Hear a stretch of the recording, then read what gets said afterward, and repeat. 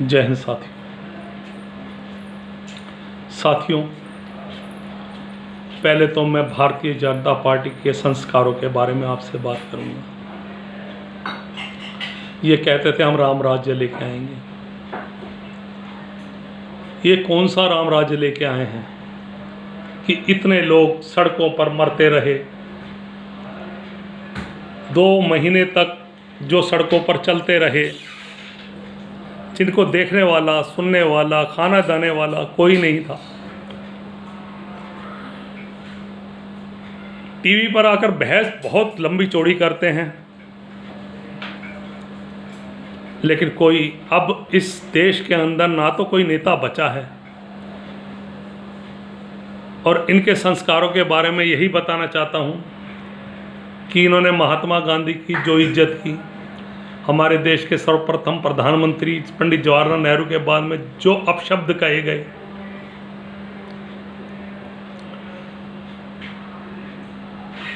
इंदिरा गांधी और उनके परिवार जिन्होंने इस देश को बहुत कुछ दिया,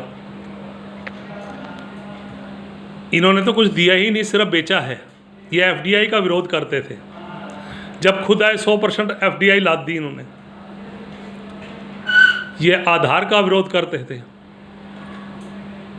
जब ये आया सब चीज़ें आधार से इन्होंने कनेक्ट कर दी।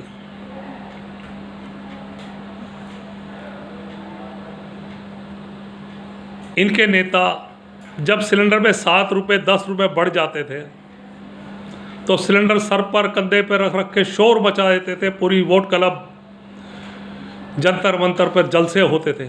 आज क्यों नहीं जलसे हो रहे? सिलेंडर के भाव 110 रुपये बढ़े हैं। अभी 2 शब्द उसके लिए भी बोल दीजिए। उस वक्त 7 रुपये और 10 रुपये में पूरी भारतीय जनता पार्टी की फौज अपनी कमीजें उतार उतार कर नग्न प्रदर्शन करते थे। आज कहाँ चले गए वो? क्योंकि आज सुबह जब एक खबर आई केरल से, जो कि एक निंदनीय घटना है, जिसने भी उस हथनी को अनानास के अंदर विस्फोटक खिलाए, उसकी हम निंदा करते हैं। लेकिन उसके बाद भारतीय जनता पार्टी के नेताओं, खासकर मैं 3 का नाम भी लूँगा, स्मृति ईरानी जी, मेनका गांधी जी, श्री प्रकाश जावड़ेकर जी, उन्होंने टीवी चैनल, ट्विटर पर बाढ़ सी लगा दी, निंदा की। ठीक है, निंदा होनी चाहिए। जिसने भी ये किया वो सराहनीय नहीं, वो अति निंदनीय काम है। लेकिन क्या जो 2 महीने तक जो मजदूर जिनको इन्होंने प्रवासी तक बना दिया, वो हमारे देश के ही थे। वो सड़कों पर चल रहे थे। उनके लिए, अरे वो तो पैदल ही अपने उन्होंने सड़कें नाप दी पूरे हिंदुस्तान की। लेकिन कम से कम अगर सड़कों पे भोजन पानी की व्यवस्था कर देते, वो तो कहते थे कि हमें मारो मत, हमें अपने घर जाने दो। उनके लिए भी 2 शब्द बोल देते। लेकिन वो हिंदुस्तान के नागरिक नहीं हैं। वो बीजेपी के लिए मात्र एक संख्या है। क्योंकि जब वोट देने का अधिकार आएगा, जैसे अभी हमारे बिहार में चुनाव नज़दीक आ रहे हैं, 7 जून को एक अमित शाह जी ने एक नेट माध्यम से एक रैली करने का आयोजन किया हुआ है।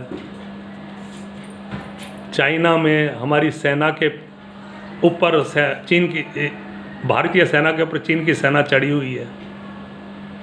लेकिन उन्हें उससे ज़्यादा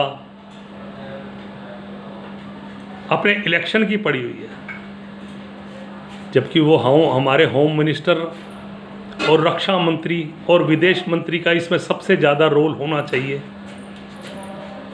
लेकिन हमारे गृह मंत्री जी को तो बिहार चुनाव की ज़्यादा ज़रूरत है, क्योंकि अगर चुनाव में नहीं जीते तो विधायक खरीदने पड़ सकते हैं। ये बात हम ऐसे नहीं बोल रहे, क्योंकि हमने तटस्थ देखा है, चलती हुई सरकारें गिराई गई हैं। मध्य प्रदेश और कर्नाटक इसका उदाहरण है।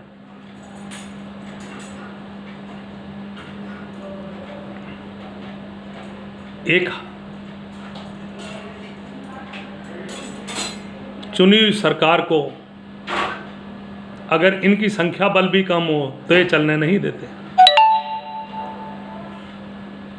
खैर, मैं ज़्यादा कहने से अच्छा है आप सभी लोग समझदार हैं। मेरी इस वीडियो को लाइक कीजिए, सब्सक्राइब कीजिए और इसको ज़्यादा से ज़्यादा शेयर कीजिए,